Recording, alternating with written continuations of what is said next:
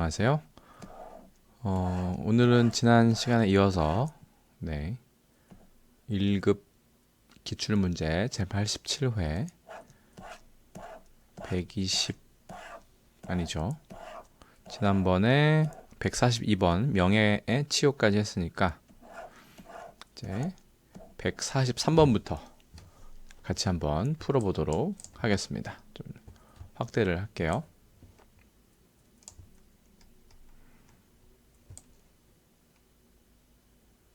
이렇게 하면 잘 보일 것 같은데요.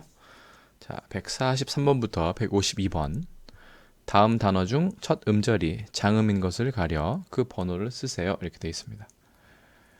장단음 문제는 저도 그랬고 아마 대부분의 그 시험을 응시하는 분들이 상당히 곤혹스러워할 수 있는 문제라고 생각합니다. 우리가 평소에 장음, 단음을 구별해서 점점 더 쓰고 있지 않기 때문에 저만 해도 그렇죠. 아주 예전 세대는 쓸 수도 있었을 것 같아요. 실제로 그랬다고 하고요. 그래서 이거는 거의 외워야 하기 때문에 상당히 쉽지 않은 문제에 속합니다.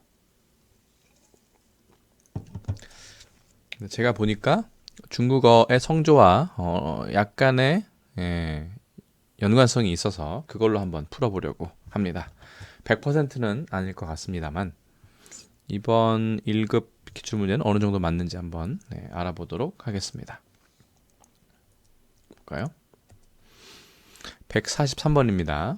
금기와 금기 있습니다. 참고로 다시 한번 말씀드리지만 이거는 중국어에 대한 기초 이상의 능력이 있는 분께만 해당이 됩니다. 기초도 안 될 것 같아요. 한 중급은 이상 돼야지 모든 어려운 글자에 대한 성조도 알 수 있기 때문에 자, 보겠습니다. 첫 번째 같은 경우는 금기와 금기인데 중국어에 익숙하지 않으신 분들은 이 부분은 그냥 넘어가셔도 될 것 같습니다. 자, 일단 금기 보겠습니다. 얘 같은 경우는 사성의 찐, 그렇죠? 그 다음에 찌 이렇게 돼 있어요. 어쨌든 앞부분이니까 첫 음절이죠. 사성이니까 이 경우는 1번인 가능성이 매우 커집니다. 2번에는 찐, 치 이렇게 되죠. 어쨌든 뒤에는 그렇다 치고 앞에 게 쇠금이 일성의 찐입니다. 다시 한번 말씀드리지만 자, 이게 장음인 경우에는 사성인 경우가 가장 많고요. 그 다음에 삼성인 경우가 또 장음인 경우가 많습니다. 단음은 일성인 경우는 대부분은 단음이에요. 이성도 단음이 상대적으로 많습니다. 자, 넘어가겠습니다. 그래서 1번은 찐, 금지할 때 금할 금자죠. 사성이기 때문에 1번에 가능성이 크고 마침 또 1번이 정답이었습니다. 그 다음 거 보시겠습니다. 옮길 천자인데 이게 치엔이에요. 치엔 일성이죠? 그럼 얘는 탈락일 경우가 많은데 자 2번을 보겠습니다. 이게 이제 헷갈려요. 얘도 티엔, 하늘 천자가 티엔이에요. 티엔더 천도와 천도인데 치엔도 티엔더 이렇게 되는데 뒤에 거는 중요하지 않고요. 앞에 거. 그런데 우리가 예전 그 문제에서 보면 하늘 천자 같은 경우는 대표적으로 단음이었습니다. 단음. 그렇기 때문에 이거는 둘 다 해당되지 않지만 그 중에 우리가 알고 있는 하늘 천자는 아니기 때문에 얘도 1번이 답이 되겠습니다. 장음이란 얘기입니다. 자, 1번 보겠습니다. 서원과 서원입니다. 자, 책 서자는 슈 이렇게 되죠. 일성이니까 얘는 제외해야 됩니다. 그러면 1번이 답인데 약속할 때 이 서약할 서자가 몇 성인가? 마침 다행히도 사성입니다. 시연. 서약 소원을 비는 거거든요. 시연. 사성이기 때문에 확실하게는 1번임을 알 수 있습니다. 그렇죠? 사성은 장음인 경우가 많다고 얘기했죠. 46번 보겠습니다. 얘는 준종, 준 이성입니다. 얘는 아닐 가능성이 커요. 일단 X 하고 얘는 슌송, 슌송, 슌이기 때문에 사성이죠.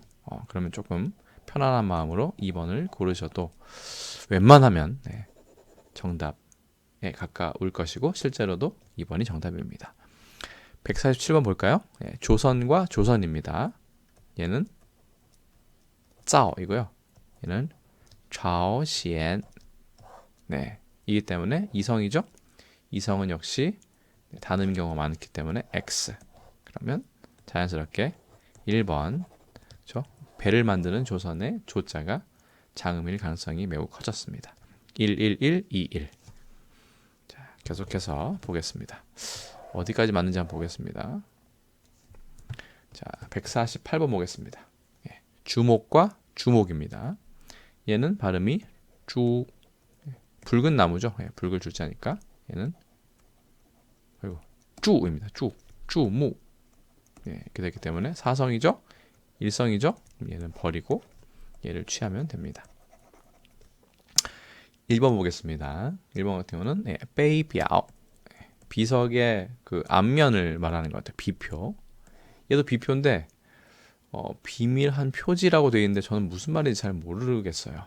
근데 다행인 거는 얘가 미입니다. 미, 비아오, 미. 사성이죠? 그러면 역시 일성은 단음이니까 잠깐만요. 버리고 2번을 선택하면 되겠습니다.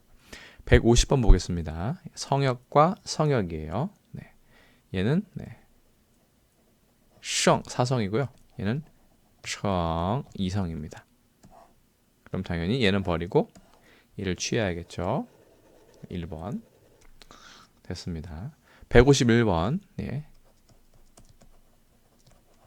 시앙 일성이에요. 일성은 아닌 경우가 많다고 했죠. 지우고 얘는 샹쇼 할 때 샹인데 삼성이니까 그렇죠? 아무래도 가능성이 있죠. 삼성이 맞죠? 잠깐만요. 다시 한번 확인하고 오겠습니다. 다행히 삼성이 맞았습니다. 이거는 시앙 삼성이기 때문에 2번이 맞겠네요. 가장 큰 문제는 152번입니다. 그러니까 예외가 분명히 있다고 말씀을 드렸고 실제로도 100%에 맞다고는 할 수 없습니다. 그래도 이 정도면 뭐 한 90% 정도의 확률은 되지 않을까? 8, 90%? 자, 보겠습니다. 총신과 총신입니다. 하나는 총에 있는 그 몸통 부분이고, 그렇죠? 전쟁에 쓰는 총에 하는 신하를 말하죠. 그래서 얘가 사실은 사성의 총이거든요. 얘는 귀여워하다, 사랑하다 총인데 총애하다. 당연히 그러면 1번이 답이 돼야겠죠. 저도 1번으로 선택을 했는데 얘는 2번이 답이었습니다. 아낄 총, 사랑할 총자가 이성이지만 삼성. 아니죠? 이성? 잠깐만요. 이것도 잠깐 보겠습니다. 갑자기 헷갈리네요. 총활. 한번 보겠습니다. 다행히 삼성이 맞네요. 사성이 사실은 그 뭐라 그러죠? 그 장음이 많은데 얘는 삼성도 장음이 많아요. 근데 두 개가 지금 맞붙었습니다. 사성과 삼성. 그럼 참 애매해지죠. 얘는 2번이 답이 됐습니다. 이거는 뭐 어쩔 수 없죠. 저 같은 경우는 틀렸기 때문에 얘는 그냥 버리는 문제다. 좀 무책임한 이야기지만 그렇죠? 아낄 총자가 장음이구나. 이런 걸 알고 넘어가면 되겠죠. 자, 그래서 한번 해봤는데 대략 한 90%, 8, 90% 정도의 확률로 맞출 수 있는 것 같습니다. 153번부터 167번까지는 사자성어 문제입니다. 그냥 풀어도 물론 되겠지만 고사가 있는 경우엔 고사를 설명하는 것도 나쁘진 않겠죠.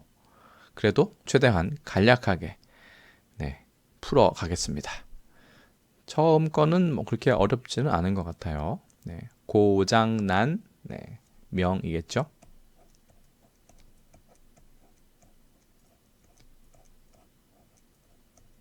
네. 이렇게 되면 만약에 이렇게 되는 경우는 이건 중국어의 의성어입니다. 네. 우는 소리예요. 네. 우우 이렇게 우는 소리고 예. 얘는 울릴 명자죠. 네. 고장난명. 손바닥 하나로는 네. 울리기가 어렵다. 예. 손바닥도 예. 부딪혀야 소리가 난다. 뭐 이런 거죠. 예. 혼자 무언가를 못한다는 얘기죠. 자, 물이 군자가 나왔네요. 예. 이건 군웅할거인 것 같아요. 네. 써볼까요? 군웅할거. 수컷 웅자 넣으면 되겠죠?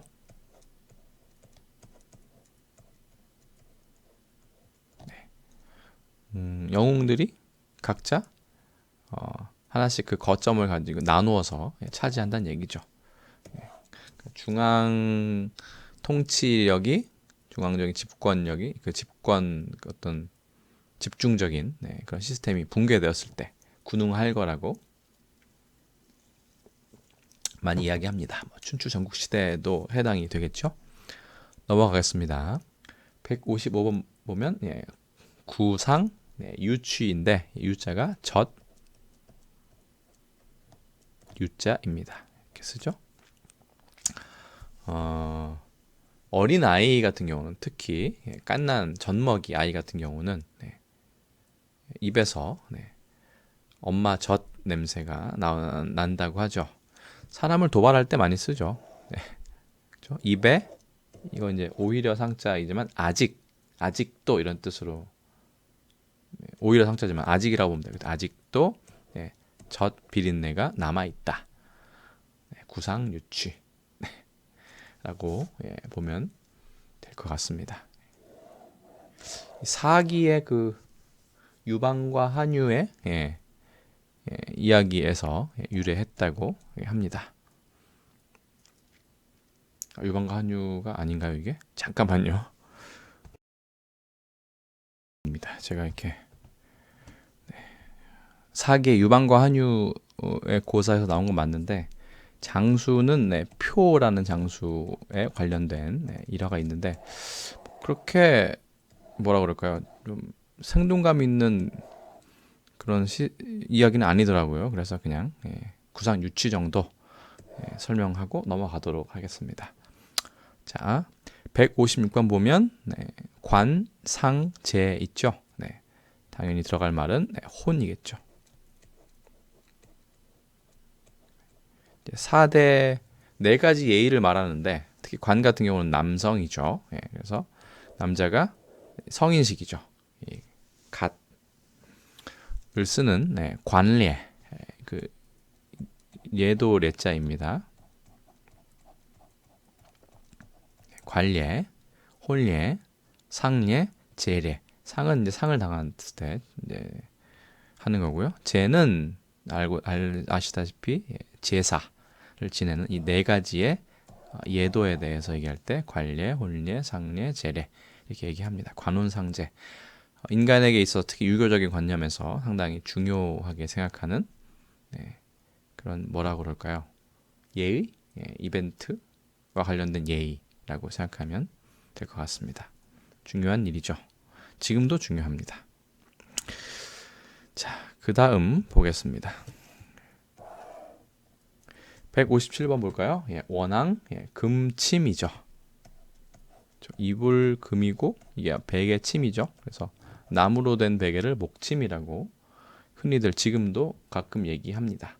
그래서 원앙 금침. 그래서 원앙이 이제 새죠, 새.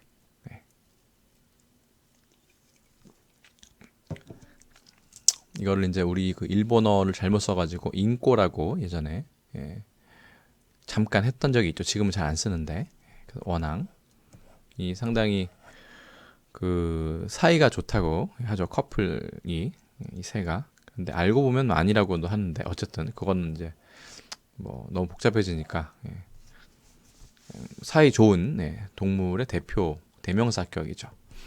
그래서 그걸로 새겨져 있는 이불과 이불금, 베개, 침. 그렇죠. 예, 그 부부의 침실을 말하기도 합니다. 158번 보겠습니다. 예. 이거는 제가 개인적으로는 처음 본 사자성어인데요. 예. 용사 비등입니다. 그렇죠? 날 비자가 여기에 들어갑니다. 그래서 용과 뱀이 날아오르는 것 같은 잘 쓴 글씨를 말한다고 합니다. 저도 글씨를 아주 잘 쓰고 싶은데 연습에 비해서는 잘 늘지는 않는 것 같습니다. 그래도 앞으로 뭐 계속 노력하고 연습하면 나아지는 그럴 때가 있겠죠. 자, 용사 비등 좀 저한테는 어려웠습니다. 159번 무릉 도 언덕 원자 써야죠. 원. 뭐 이거는 무릉도원이라는 말은 대부분의 이제 성인이라면 다 알고 있는 그런 말이죠. 이거는 그 남북조 시대 도연명의 도화원기. 실제로 도원이라고도 합니다. 도, 화, 원, 그다음에 기 이렇게 되겠죠. 라는 작품에 나와서 유명해졌고 그 이후로도 상당히 많은 사람들의 입에 오르내린 지금도 뭐 유토피아나 그렇죠? 이런 뭐 샹그릴라나 이런 말의 대용으로 쓰이죠. 원조격이라고 할 수 있죠. 그래서 이 무릉은 뭐냐 봤더니 이 무릉이라는 지역인 겁니다. 진나라, 그러니까 위진남북조의 그 진나라입니다. 진나라의 호남 지역에 호남성 할 때 호남이에요. 무릉이라는 지역이 있었다고 해요. 그 동네에 어부가 한 명 있었는데 어부 고기 잡는 그죠? 어부 있죠? 어부가 있었는데 이 어부가 길을 잘못 들었는지 뭔지 모르겠지만 양쪽 언덕에 그렇죠? 복숭아 나무로 가득 찬 언덕을 쭉 따라 올라가게 되었습니다. 상당히 신기한 광경이어서 쭉 올라갔더니 이런 게 있었던 거죠. 아주 작은 구멍이 있고 그 사이로 사람들 말소리가 나고 뭐 빛이 새어 나왔다 뭐 이런 얘기 있고요.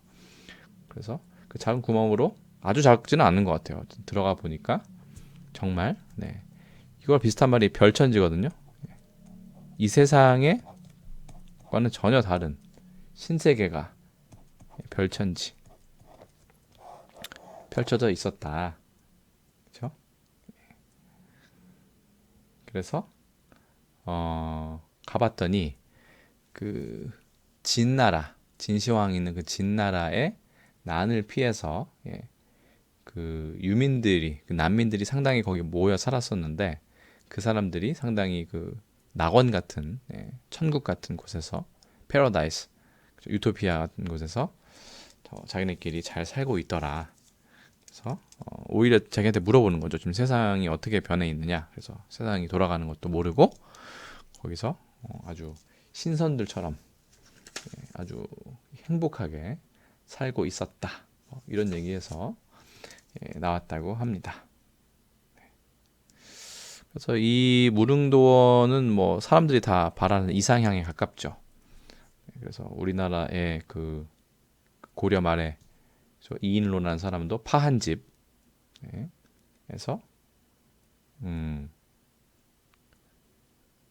파한집을 쓴 이인로도 이 도연명을 좋아하고 이 무릉도원도 상당히 관심이 많아서 책을 쓸 때도 많은 그 영향을 받았다고 알고 있습니다. 자, 그래서 무릉도원 지금도 가끔씩 쓰죠. 신세계, 별천지 이 정도로 알고 있으시면 충분하지 않을까 생각이 듭니다. 160번을 보겠습니다. 원교 원가 그죠? 먼 곳은 사귀고 가까운 곳은 공격하는 뭔가 병법인 것 같죠? 원교 근공은 전국책의 진책에 나온다고 합니다.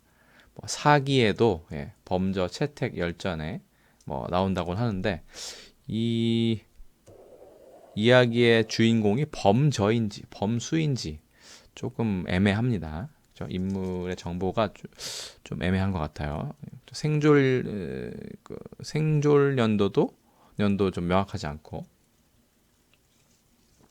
그래서 범저인지 범수인지 이 사람이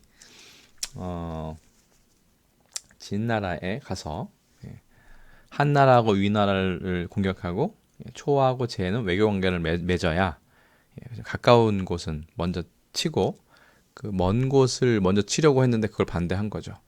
그래서 먼 곳은 일단은 친구를 맺고 가까운 곳을 먼저 쳐서 정복한 다음에 그 다음에 하나하나씩 공격하면 된다. 라고 해서 원교 근공이란 말이 생겼는데 글쎄요. 이거는 이제 그 36개 중에 제 32책 2개라고 하는 이야기도 있고 뭐 병법에서는 중요한 이야기인 것 같습니다. 그러니까 뭐 평소에는 쓰지 않는 사자성어들이 1급에는 좀 나오네요. 보니까 161번 성어 보겠습니다. 네. 뭔가 후환을 남겼으니까 뭐를 키웠을까요? 아마 호랑이 호가 여기 들어갈 것 같습니다. 그렇죠? 그래서 양호, 우환이 되지 않을까요? 네. 그래서 호랑이를 키워 뒷날 후환을 남기다. 뭐 이렇게 하면 될 것 같습니다.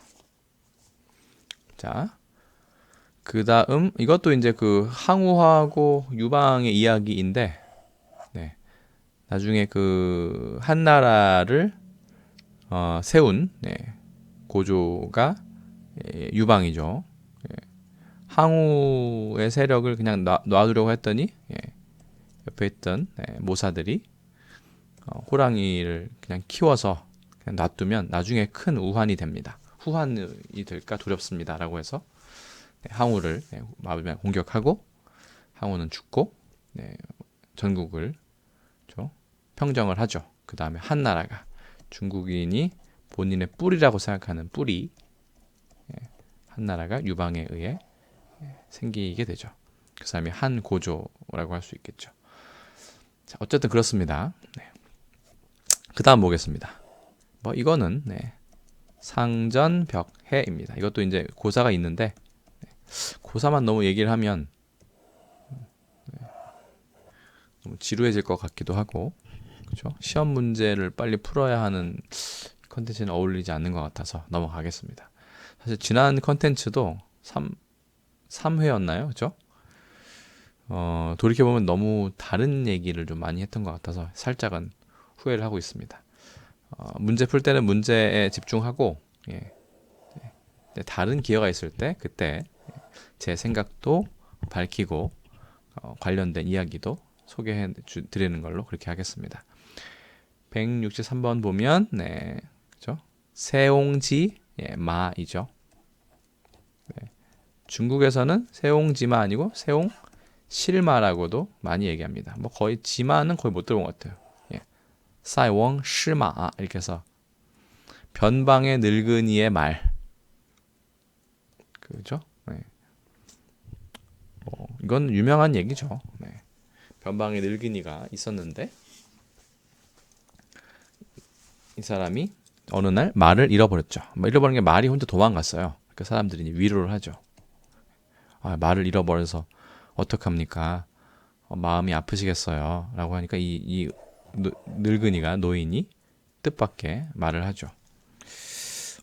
이것은 득이 될 수도 있고 실이 될 수도 있고 인생은 아무도 모릅니다. 뭐 이렇게 얘기를 했나 봐요. 그러니까 사람들이 이제 이상하게 생각했죠. 뭐야 이 사람은 위로를 해줬더니. 근데 아니나 다를까 그 말이 도망갔던 말이 순말이었나 봐요. 근데 짝을 데리고 왔어요.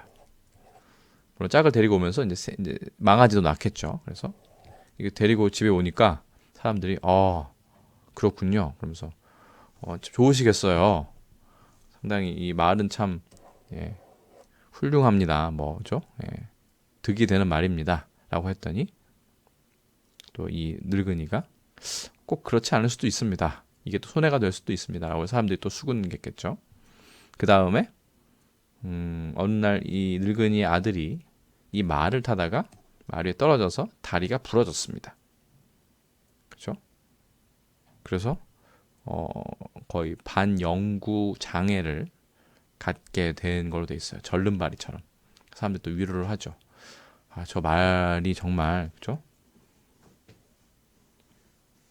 행운을 가져다 주는 말인 줄 알았는데 알고 보니까 불행을 가져다 주는 말이로군요. 뭐 이렇게 얘기를 했어요. 그러니까 또 늙은이가 가만히 있더니 꼭 그렇지 않을 수도 있습니다. 라고 하니까 또 사람들은 또 뭐 의아하게 생각했겠죠. 아내들까 이게 변방이잖아요. 큰 전쟁이 난 겁니다. 그래서 대부분의 젊은이들이 끌려갔죠. 의무니까 전쟁터로 끌려가서 대부분이 전사했다고 라고 돼 있습니다. 어떤 전쟁인지 나와 있지 않아요. 그 변방 지역이니까 전쟁이 많았겠죠. 그런데 이 사람 아들만 한쪽 발에 절름발이가 거의 된 걸로 돼 있습니다. 그래서 끌려가지 않은 거죠. 그제서야 사람들은 인생은 모르는 일이구나. 그렇죠? 일희일비해서는 안 되겠다. 뭐 이런 교훈을 담고 있습니다. 세옹지마. 인생 세옹지마. 뭐 인생지사 세옹지마 이런 뭐 표현들도 우리가 가끔 하죠. 자, 164번은 좀 재미있는 성어인데 거안 제미입니다. 이건 좀 이야기가 재미있는데 또 너무 길어질 것 같아서 짧게. 일단은 이거는 지금으로 보자면 좀 그 남녀 차별의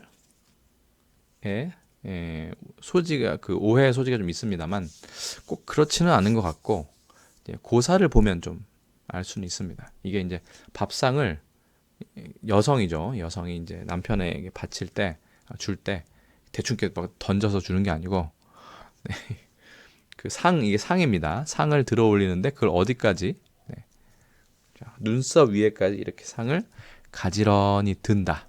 팍 드는 것도 아니고 가지런하게 이렇게 공손하게 들어서 서방님 식사하십시오라고 얘기를 하는 건데 그렇죠. 오해의 소지가 있죠. 예. 옛날에 그 양홍이라는 사람이 있었다고 해요.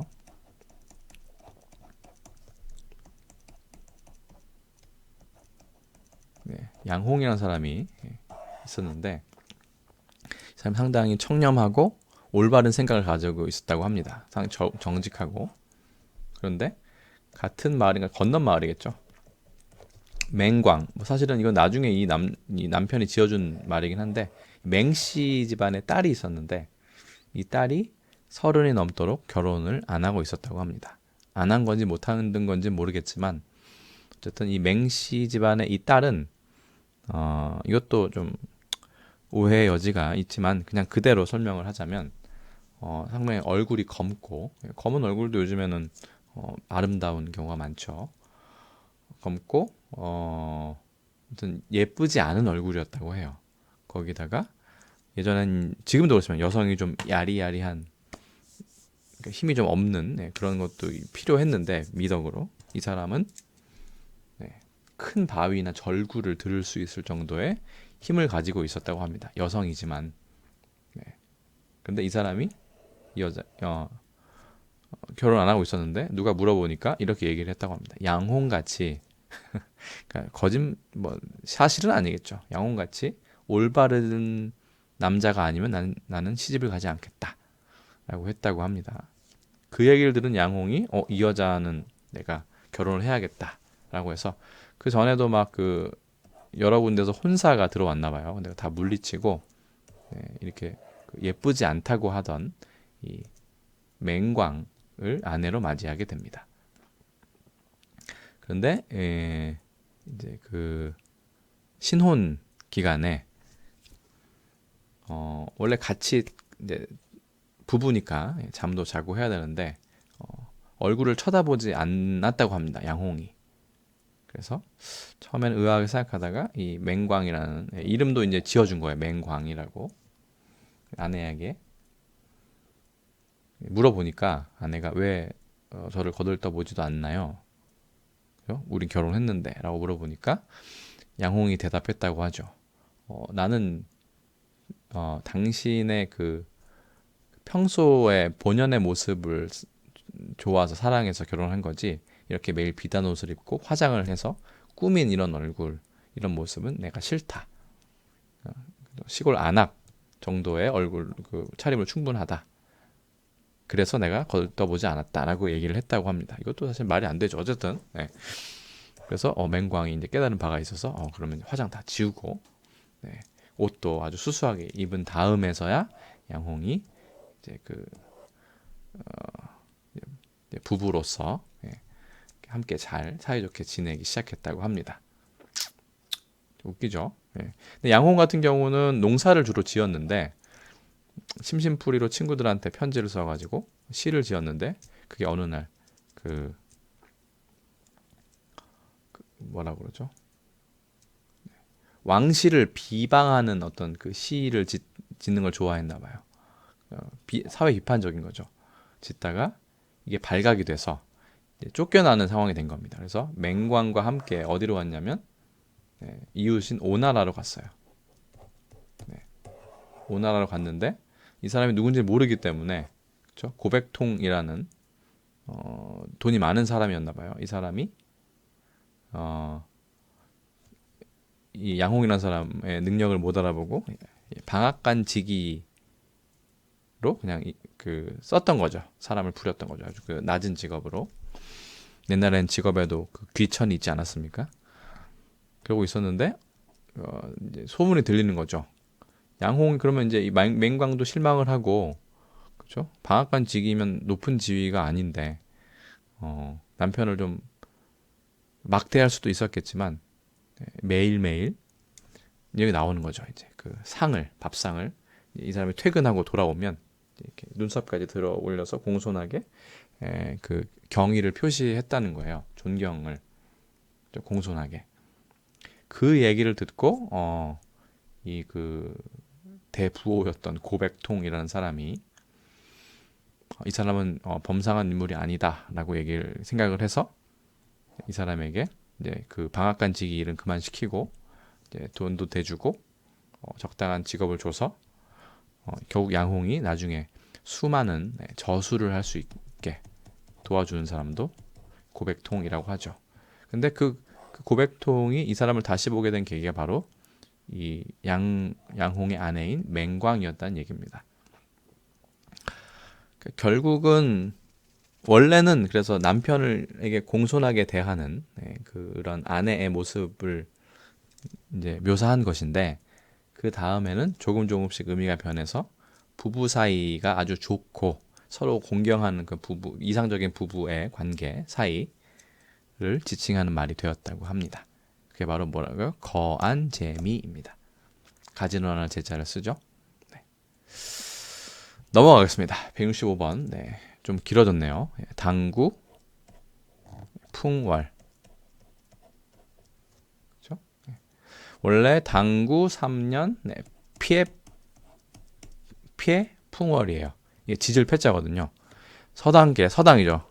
그냥 당이 아니라 서당입니다. 서당께 3년이면 그렇죠? 피해 풍월. 풍월을 읊는다라고 하는데 풍월이 보통 그 시를 말해요. 근데 보통 바람이나 그 달에 빗대어서 많이 했기 때문에 풍월을 읊는다고 하면 즉흥적으로 혹은 뭐 계획해서 시를 쓰는 거를 말하죠. 네. 좋은 시를 말하겠죠. 그래서 원래는 청풍과 명월을 뜻하기도 하고요. 풍월이 여기서는 바람과 달에 붙여서 그 시가 그 노래를 좀 시 같은 노래를 짓는 거죠. 그게 풍월입니다. 서당께 3년이면 풍월을 읊는다. 뭐 그런 얘기죠. 166번 보겠습니다. 배가 뭐겠습니까? 절현이죠. 이것도 절이 되고요. 이것도 절이 됩니다. 이걸 더 많이 쓰죠. 배가 절현. 배가라는 사람이 그렇죠? 검은고 현을 끊다. 그래서 자기가 이제 가장 친했던 자기 음악을 가장 좋아했던 종작이라는 사람이 있었죠. 배가는 사람은 검은고의 달인 아티스트고요. 이 종작이라는 이 사람이 가장 친한 친구는 음악 평론가 같은 사람이었나 봐요. 그래서 이 사람이 그 검은고를 치면 그때그때마다 이런 음악을 연주하는 것 같다. 이런 정서가 느껴진다라고 하면 베가가 감탄하면서 내가 바로 그런 생각으로 검은고를 탔는데 당신만이 이걸 알아주는군요 라고 하면서 진정한 친구라고 생각을 했다고 합니다. 근데 당연히 이야기니까 그 종작이라는 사람이 세북 종자를 쓰는 거예요. 예. 종작이라는 사람이 병으로 죽었어요. 먼저. 그러니까 지금 보면 기타 같은 거죠. 검은고를 부수고 줄을 끊으면서 이제 나의 음악을 알아주는 사람은 이제 없다라고 하면서 음악을 끊었다고 전해집니다. 네. 자, 그다음에 사소취대. 작은 것을 버리고 큰 것을 취하다. 올바른 이야기이지만 항상 올바르다고 할 수 없죠. 참고로 이건 버릴 사자인데 중국 간체자에서는 이 집사를 그냥 집으로 하기도 하고 버릴 사로 간체자로도 씁니다. 이거 하나 통합시킨 거예요. 그래서 이렇게 버리다 뜻일 때는 셔, 그 다음에 집일 뜻에는 셔 이렇게 성조로 구분하죠. 한 글자는 하나로 통합해 놓고 이건 조금 저는 왜 그런 건지는 잘 모르겠습니다만 오히려 좀 헷갈리는 것 같아요. 이런 부분은. 자, 그래서 간단하게 설명을 한다고 한 게 또 시간이 많이 지났네요. 36분 정도가 지났기 때문에 일단 네 번째 1급 기출문제 컨텐츠는 여기까지 하도록 하겠습니다. 그러면 다음에 이제 5번째 컨텐츠에서 200번까지 풀 수 있겠죠? 이렇게 하면 되겠네요. 자, 여러분 고생하셨고, 그 사자성어 부분은 최대한 좀 짧게 한다고 했는데도 꽤나 오래 걸렸던 것 같습니다. 기왕 체크하시는 김에 사자성어의 그 중요한 고사들도 재미로 익혀두시면 좋을 것 같습니다. 자, 그러면 네 번째 컨텐츠는 여기까지 하고요. 다음번에는 이제 1급 마지막 컨텐츠는 5번째 영상에서 다시 뵙겠습니다. 자, 수고 많으셨습니다. 이상 마치겠습니다.